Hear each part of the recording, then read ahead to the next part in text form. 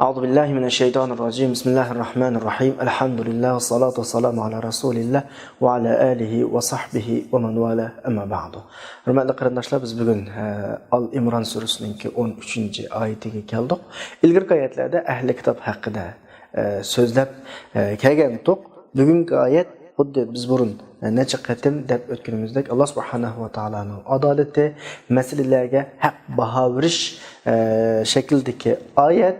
Yani ehli kitabının hemmine qar quyuq bir qamçıda haydamasdan bir hüküm bilan hükümlendirməsindən belki bularning ichidagi haqiqatchilarni, haqiqat yo'lini tanlaganlarni farqlantirib muomala qilish. Chunki hammasi unda eski emas. Ayet davatudu leysu sawa'an min ahlil kitab ummatun qaimatun yatluna ayatillahi ana al-layli ve hum yasjudun. Ular hammasi teng emas, o'xshash emas, baravar emas.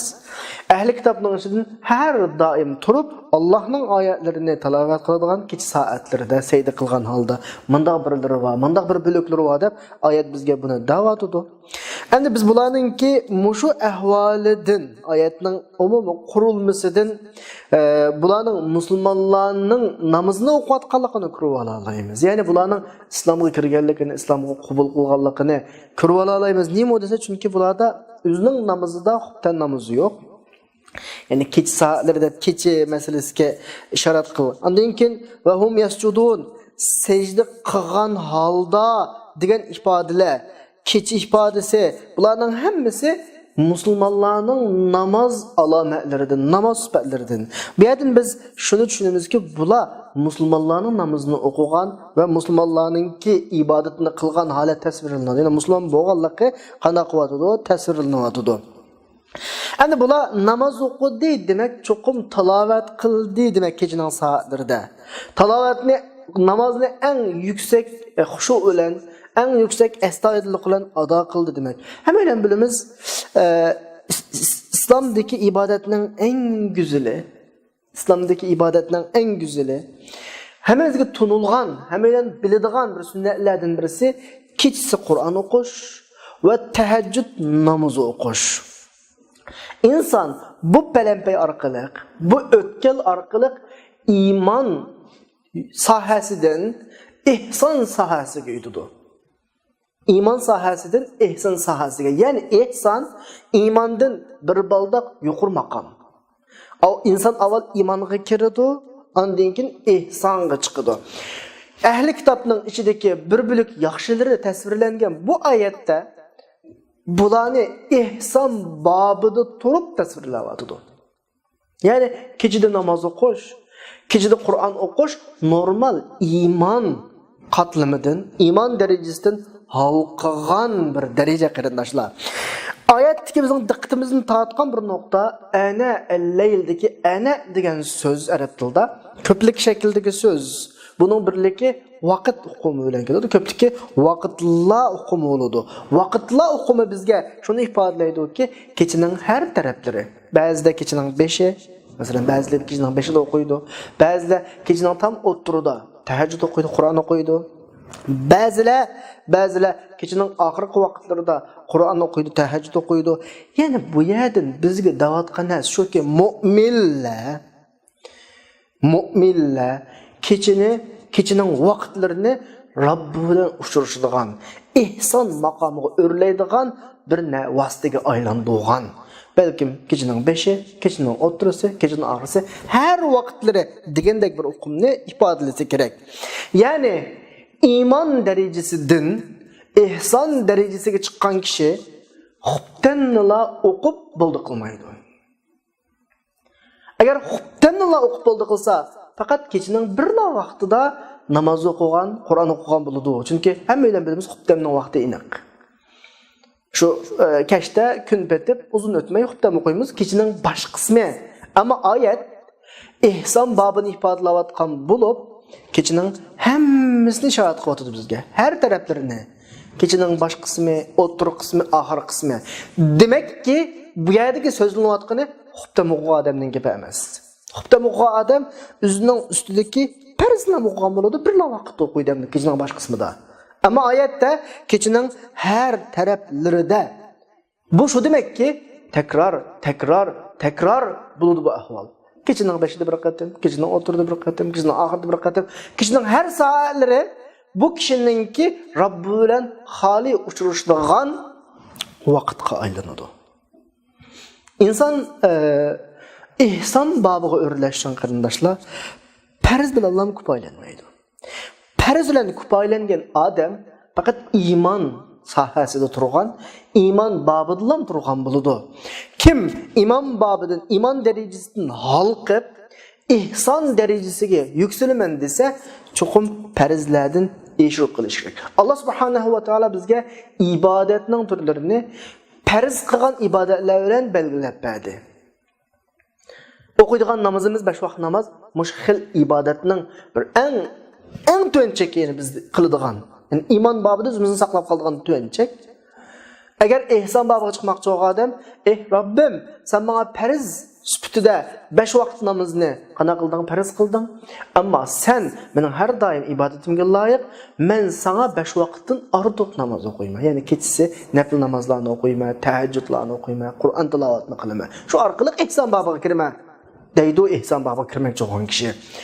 Allah zakat hesapta nisabni ölçem qilib %2% zakat belgilagan bo'lsa, bu faqat imanning sahasida to'g'an bir mu'minning ishi bo'ladi. Endi bundan halqimoqchi bo'lgan odamchi nima deydi? Menga yo'l ko'rsatib qo'yding, Allah. Malning zakati, malning haqqi mushakil ado qildi. Endi men sen menga farz qilgan bu 2%dan halqib, xalqa vaqtda ehtiyojli kishilarga mol-mulkimdan qanday sarf qilaman? Ramazanmı şu, bir aylık Ramazan'ın rozesi imanın en tönçekte saklap kalıdığan bir halet oldu ibadetteki. Yani biz o imandan halkıp ihsan babına çıkmakçı olsak, ayda 3 gün, ya ki haftada 2 gün, ya ki halığa vakitlarda nepli rozlarını tutuşumuz gerek. Hecmi şu, ömürde bir kıtım kılış, periz insana nispeten ve imanın en tönçekiden, imanı saklap kalıdığan en tönçek. Ondan başka nepli şekilde, ömrü şekilde davamlıq ibadet qilish orqali ihson babiga chiqarildi. Chunki Qur'on ihson babiga kiradiganlarni nima deb sifatladi? Innal muttaqina fi jannati va uyun akhizina ma atahum robbuhum innahum kanu qabla zalika muhsinin. Qiyomat kunisi muttaqillar jannatlarda bo'ladi, buloqlarda bo'ladi. Ular Rabbi bergan ne'matlarga erishadi bu yerda. Ammo ular dunyoda qandaqdi? Muhsin deyotdi. Ya'ni mu'min emas, muhsin deyotdi. Jannatdagi eng yuksak maqom kimlarga xos? Muhsinlarga xos. Biz yuqorida degandik yani. Yine bir oyatda muhsinlarni sifatlab sura Zariyatda nima deydi? Kanu qalilan minal layli ma yahja'un. Ular kechisi qanday qiladi? Tahajjud o'qiydi. Yani demek qarindoshlar, iman maqomi va ihson maqomi va iman maqomi faqat farz qilgan ibodatlar bilan cheklangan kishilarda shakllangan bo'lsa, ihson maqomi farz qilgan ibodatlardan halqib turib, shu xil ibodatlarning turini ko'paytgan kishilar ihson maqomiga kirgan bo'ladi. Namoz niyatda Allah 5 vaqtni farz qildi, undan halq deb nafil namozlarni, sünnet namazlarını, tahajjud namazlarını köplep okuş. 2% zakatın halkı başka çıkımlarını kılış. Bir kıtımlık hacna dağ boğanlıkın tekrar hac ömürlerini kılış. Yılda bir kıtım tutulgan aylık rozadan halkı haftada 2 gün, ayda 3 gün degandek her xil münasebetlerle tutulgan rozlar var. Bu rozlar arkalık özümüzni iman makamıdan ihsan makamıga qana qılalayımız? Yükseldireyimiz. İnsanlar olsun, biz keçileri asman qarğınımızda, asmanda nurluq yıldızlarını görmez.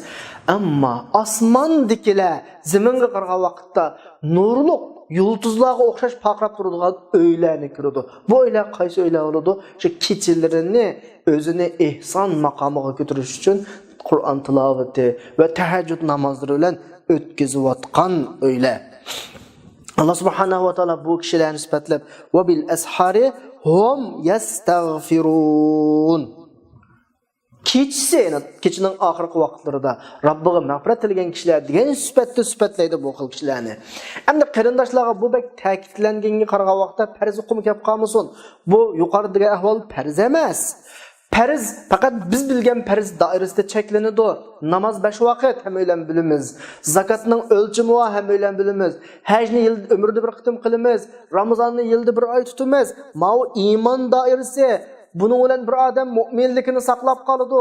Ammo buningdan xalqib ihson doirasiga chiqmoqchi bo'lgan vaqtida andan keyin shu farz ibodatlarning turini takror ko'paytirish va har vaqt uni takrorlash orqali biz ihson bobi chiqa olamiz. Ammo farzullohni kifoyalamani iymon babida turamiz, iymon maqomini, iymon darajasini saqlab qolamiz. Odatdagi bir musulmon sifatida yashaymiz. Eslanda bo'lsin, Qur'oni Karimda muhsinlarni bek ko'p o'rinda tasvirlaydi, sifatlaydi. Buning birisi Sura Zariyatdagi innal muttaqina fi jannati va uyun. Oyatni o'qidim bu oyatni. Buning oxirisida kanu qalilan minal layli ma yahja'un. Kechasi tahajjud o'qish. Bularning sifati va bil ashari hum yastaghfirun. Va bil ashari hum yastaghfirun. Ular attigan tarafidan kechining oxirgi vaqtlarida Allohdan mag'firat talab qilib bu bir sifat. Va fi amwalihim haqqul lis-sa'il wal mahrum. Pul mallarda mahrum qolgan so'rab kelganlarga ma'lum haqni ajratadi. Qaranglar, muhsinlarning sifatlarini bu shaklda qanday qilyotdi, sifatlayotdi. Alloh ihson babida sifatlagan vaqtda va fi amwalihim haqqun deb ularning mol-mulklarida haq bor dedi. Uning miqdorini bekitmadi. Ozdu, ko'pdu. Chunki ihson deganimizdek bir ajoyib ko'p daraja. Xalqa odam iymon maqomidan ihson maqomiga chiqib ihsonini ko'paytiradi. Xalqa odam uni tushirtiradi. Uning o'lchami yo'q. Qanchalik ko'paysa bo'ladi. Ammo farz ibodatlarningki, farz ta'limotlarning muqim bir o'lchami bo'ladi.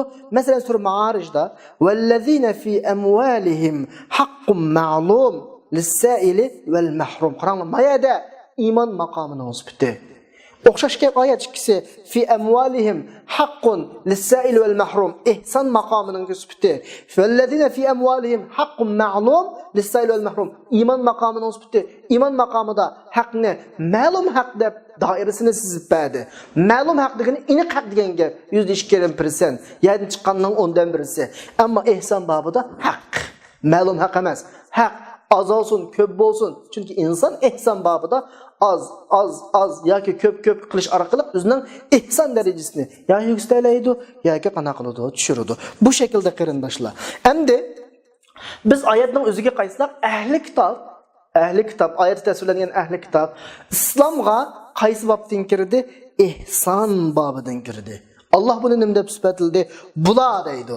Kechsi Qur'on tilovat qiladi deyotdi bularni. Kechining har soatlarida bularni sajda qilyotdi deyotdi. Ya'ni sajda qilish, Qur'on tilovat qilish mu'minlarning sifati. Ya'ni bular islomga ihson bobidan kirdi. 5 vaqt namoz o'qilam, xubdan bilallam, qo'yilib qolmasdan kechalari bular namoz o'qidi, Qur'on o'qidi deyotdi. Bu yerda bizga shuni uqtamoqchiki, ilgirki oyatda biz ahli kitobning naytdi xorliqqa, zabulliqqa mahkum bo'lganligini, bularning peshonasiga pututilinganligini tilga olg'aya. Nimishqa? Chunki bular Allohning oyatlarini inkor qiladigan jinoyat o'tkazdi. Payg'ambarlarni haqsiz o'ltiradigan jinoyat o'tkazdi. Buning qarshiligida hammasi bu hukmda emas, balki buning ichida ma shakldagi kishilarmi ham bor. Ya'ni bular shu yerda yaxshi odamlar, adolat prinsipli odamlar, o'zining Tavrat, Injillarda Rasulullohning bishoratlaridan Rasulullohni kutayotgan odamlar, ya'ni iniqliq degan vaqtda o'zining yahudiyat, o'zining xristianiyat diniga sodiq bo'lganlar, haqiqiy chin dildan fosiq emas. Fosiq yahudiyatdimi jin emas, xristianlikdimi jin emas, shu fosiqlar o'zining dinidami haqiqiy adolatlik, haqiqiy insoflik, o'zining dinida sodiq bo'lganlar, haqiqiy kitobda kelgan Rasulullohning bishoratlari aminlashgan vaqtda bular iymon etdi, islomni qabul qildi. Chunki biz deganimizda samoviy dinlarning hammasining asosiy prinsipi o'xshash, hammasi Alloh tomonidan kelgan, samoviy kitoblarning hammasi Alloh tomonidan tushirilgan bo'lg'achqa prinsip jihati o'xshash, uningga iymon etganlik, buningga iymon etganlik, buningga iymon etganlik, uningga iymon etganlik va kin kelganlari ilgari kelganlarini amaldan qoldirdi. Bu hammalarga aniq.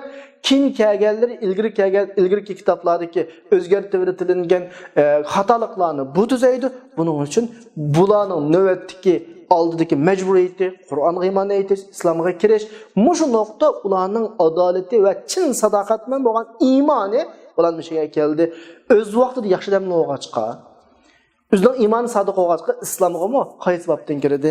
İhsan babından kirdi devatıdı. Endi ayetdiki qaimetun. Asli qaimani arab til sözlük noktasını tercüme qilgan vaqtimizda öğrütuğan degan ma'noda. Yani o'tdagan öğrüt. Bu bir xillikki nimalikning ifodasi, astoydillikning ifodasi. Rasululloh qiyamda kechisi Qur'on o'qish tilovatlarida öğrütürüp namoz o'qiydigan bo'lg'achqa, hatto putlari ishib ketgan degan ba'zi rivoyatlar bor. Yani bularning ma'nosi nima desa, oyatdagi öğrütuğan bir kishilar, öğrütuğan ahli kitobning ichidan Maşta adamlar adab kelib ularni qaime deb sifatlaydi. Yani bu amanatni nayt ixlos bilan, jo'shqinlik bilan, astoydillik bilan ustiga olgan kishilar deb tushunsak bo'ladi buni qarindoshlar. Ondan keyingi oyatda, ya'ni shu o'xshash ahli kitobni sifatlayotdi, shu xil shakldagi yaxshi kishilarni yu'minuna billah, bularning bir sifati Allohga iymon etadi. واليوم الآخر آخرت كنجي ما يتدو ويأمرون بالمعروف وينهون عن المنكر ويسارعون في الخيرات وأولئك من الصالحين. Bula Allah'a iman etdi. Ahiret günü iman etdi. Yaxşılık buyurup yamanlıktan tozudu ve yaxşı işlağa aldırıp tez kılıdı yaxşı işlerini bula salih kişilerinin qatarıdın. Qarab bakaylı qarindaşlar, ehli kitabını sifatlawatıdı. Allah'a iman etiş birinci sifati. Yaxşılık ahiret günü iman etiş ikinci sifati. Yaxşılık buyuruş, yamanlıktan tozuş. Bula qarasak xuddi ilgirki ayette sizlar kuntum xayra ummetin uxrijat lin-nas degan oyatda ummati Muhammadiyani qanday sifatlaganida Allah sizlar ummatga chiqarilgan, kishilarga chiqarilgan eng yaxshi ummat Allohga iymon etisizlar, oxiratga iymon etisizlar, yaxshilik qilib yomonlikdan to'sizlar. Ahli kitobga o'xshash bo'latadi buni.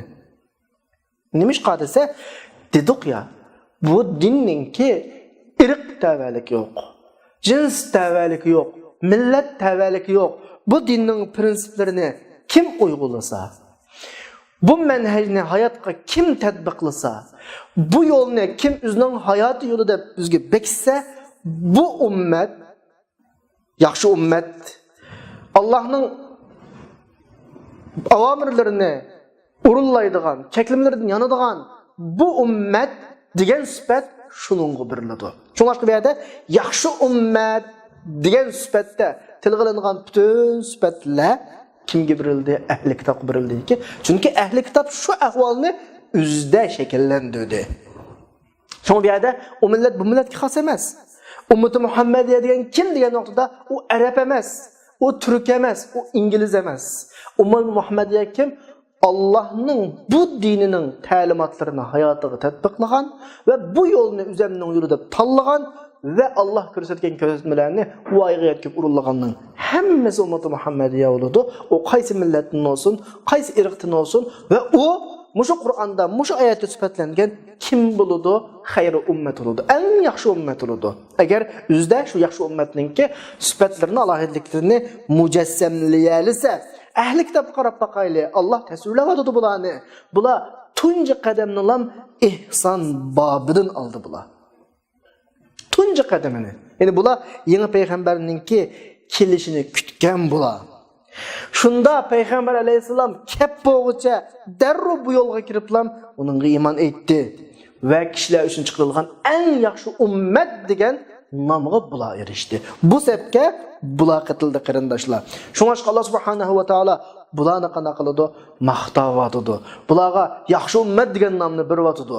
Oyatning oxiri qarasak, ya'ni bularning sifati uzluksiz bayon qilinadi. Yusari'una fil khayrat. Bular yaxshilikqa aldıraydı. Sura Al-İmran'ın 133. ayette aldığımızda keladi. Mu'minlarga Allah qanday buyruq qilganda va sari'u ila mag'firatin min rabbikum va jannatin arduha as-samawati wal ard u'iddat lil muttaqin. Mu'minlarni mana yaxshi ishqa aldıranglar deganda o'xshash. Ahli kitob qilma, ashar sifatni beryapti-ki, bular yaxshi ishqa qanday qiladi? Aldıraydı. Endi shu aldirash degan söz chiqib qoldi. Bunun bir ta'bir berish to'g'ri keladi azroq.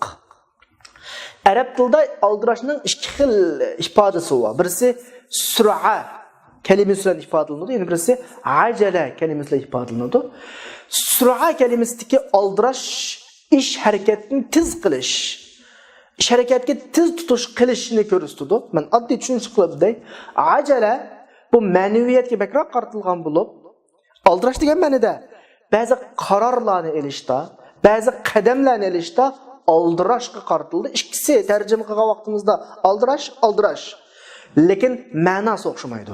Endi men Uyg'ur tilida qanday farqlanadi desanglar, ishlarga tez tutish qilish, tez bijirishni shu aldirash, tez qilish deb tez so'zimizni ishlatamiz, aldirab qilishni ishlatamiz. Ammo men yana bir qarorlarda o'ylanmasdan ittik qaror qilishni aldirang'uliq deb farqlantiramiz. Lekin cho'ng jihatda, ya'ni aldirash mesela o aldırap kaldı, o aldırap ketip kaldı, o ishni aldırap qildi degandek bir ma'nolarda qo'llanamiz. Lekin farq bor qarindoshlar. Ishlarni tez tutish qilish, ishlarni tez bajarish, sal qaramaslik, vaqt o'tkazmaslik bu yaxshi ahvol. Bu mu'minning sifati, bu xayru ummatning sifati. Hozir men ahli kitobni Alloh maqtayotdi ya, shularga shu yaxshilikqa oldiray deb ma xil shakldagi aldirash sifatlayotdi. Ammo yana bir aldirash bor.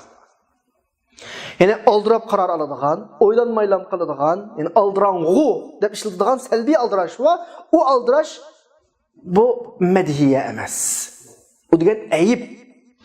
Aldirash shaytonning deydigan bir gapimiz var ya, biz ayiblaymiz ahli aldirash. Shu merdagi aldirashlar, aldirash, ikki aldirashni farqlantiringlar.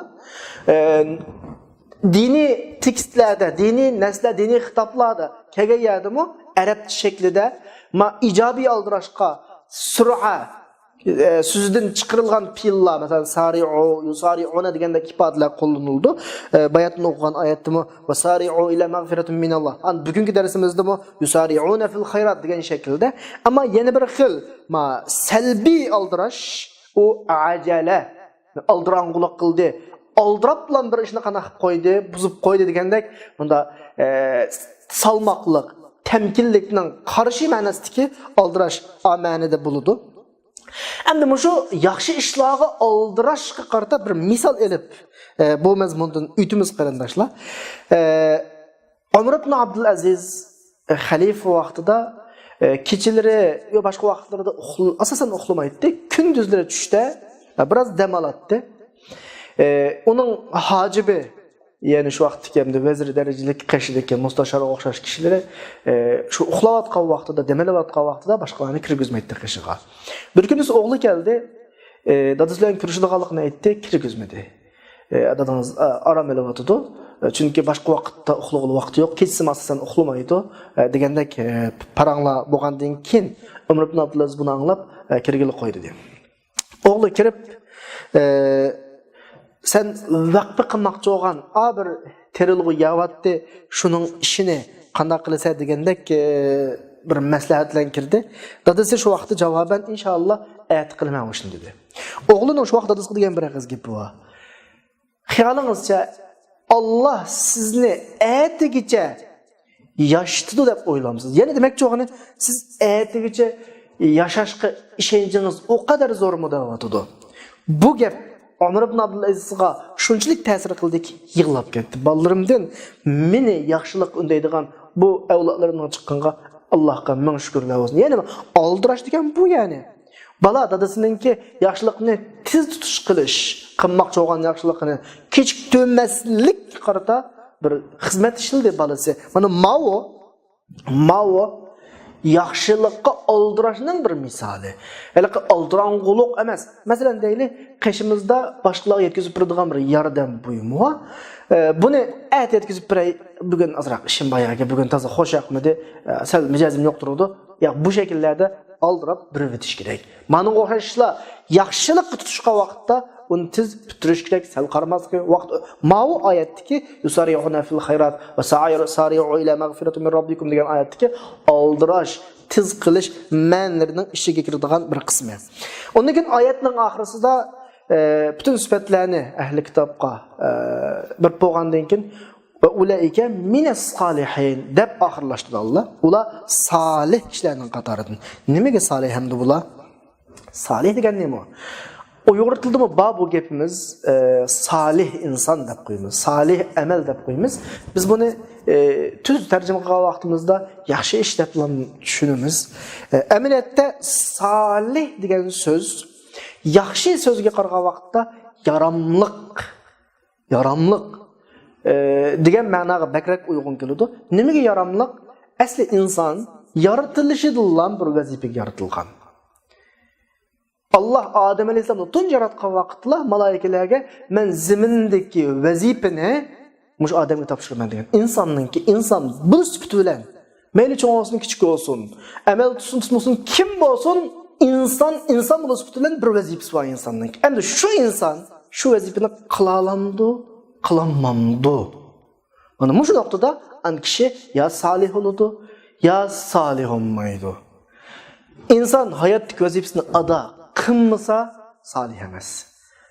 Biz shu olaqa yaxshi yomonlik uqumidan yaxshi deb tarjima qilamiz. Amaliyotda yaramsiz degan gap. Ya'ni inson o'zining hayotdagi yashash bir maqsadi bor hayotda. İnsanning bu dunyoga akeldirilish bir sababi bor. Shu sababga yaramdi, ya'ni u o'simi xizmat qilish. Hayot uchun xizmat qilish, maxluqlar uchun xizmat qilish, bu dunyo uchun nima qilish? Xizmat qilish. Shu xizmatga inson yarasa, insondan bo'ladi, salih bo'ladi. Yaramay qolib qolsa, g'ayri salih bo'ladi. Endi salih insonning bir alohidaligi bor. Yaxshi inson, ya'ni salih inson atrofidagi yaxshi ishlarga qarata ikki xil pozitsiyada bo'ladi. Ya yaxshi ishlarning yaxshi paytda davom qilishiga kafolatlik qiladi, yoki uni texmo yaxshilashga urunudu. Bu salih adamning sifati. Bunun aksi tarafida mufsid va salihning aksi tarafida buzg'unchi va buzg'unchi degan nima desa, yaxshi narsalarni yaxshi pati qo'ymaydi. Cho'qim uni buzudi, ya keyniga chekindiradi, bu yerdagi bir pasif ahvolni paydo qiladi. Buning ismi mufsid, aning ismi salih. Qayta takrorlay, salih odamning ikki xil alohidaligi bo'ldi. Ya yaxshi ishlarning yaxshi peti menishiga kafolatlik qiladi, yoki uni texim yaxshilaydi. Ammo mufsidchi uning qarshisidagi u yaxshi ishni to'xtatadi, buzadi. Bir misol olsak, bir yerda bir quduq bor desak, oddiy misol, salih odam mushu quduqninki kishilarga suv berayotgan, kishilarni suv bilan ta'minlayotgan quduqning shu suv bilan ta'minlash xizmatining normal bo'lishiga kafolatlik qildi. Burunqidek. Yoki bo'lmasa uni texim yaxshilab, masalan, motor o'rnatib, suvni bir ko'lga chinqab, u ko'ldan yana bir vositalar orqali kishilarning uylariga turbulashtirib, kishilarning ishini qulayliqlashtirib, ma'u salihning ishi. Bu bir misol qilyapman buni. Tushunish olsin uchun. Endi salih mufsid degan nima desa, shu ishni buzgan. Texmi qiyinlashtirgan edem bunun bo'ladi, mufsid bo'ladi. Ya'ni salih deganlik biz buni yaxshi odam degan ma'nodan biroz kengaytirish kerak. Ya'ni yaramliq odam, insonning hayotdagi vazifasi uchun yaramliq odam, millatga xizmat qilishga yaraydigan odam, dinga xizmat qilishga yaraydigan odam, insoniyatga xizmat qilishga yaraydigan odam. Salih ish deganmi shu? Biz masalani biroz qurg'oqlashtiryapmiz, tarjima jihatda. Salih amal deymiz. Buni texmi go'zallashib, yaxshi amal deb tarjima qilamiz, yaxshi ish deb tarjima qilamiz. Amaliyotda yaramliq ish. Dinga yaramliq, millatning xizmatiga yaramliq, ummatning xizmatiga yaramliq, kishilarga manfaat beradigan ishlar salih ish bo'ladi. Salih shu xil ishlarni shu paytda davomlashtirishga kafolatlik qiladi yoki uni ko'paytiradi. Fasid yoki mufsid u ishlarni to'xtatadi yoki qana qiladi, buzadi. Undan keyin Alloh subhanahu va taolo insonning vazifasini eslatib o'tgan va ahli kitobga baho berish nuqtasining oxirisida ular solihlarning qatoridan deganda biz yuqorida tushuntirgandek insonning hayotdagi bir xizmati borligini, inson shu xizmatini loyiqida qilsa, u inson solih, qilmasa solih emas degan yakunga bordik ya. İnson qilgan har ishi insonning bu dunyoga yaratilishdagi bir vazifasi, majburiyati bo'lib, bunun mukafotini cho'qim qiyomatda oladi. Bu haqda keyingi oyatda 115-oyatda "Va ma yaf'alu min khayrin" sizlarning hayotda xizmat qilish vazifanglar bor. Yaramliq odam bo'lish vazifanglar bor. Ummat, millatga xizmat qilish vazifanglar bor. Qilgan har ishingning mukofotini falay yukfaruhuki o insonlar hargiz inkor qilmaydi. Ya'ni demak bo'lgani qilgan ishiga hech kim inkor qilmaydi.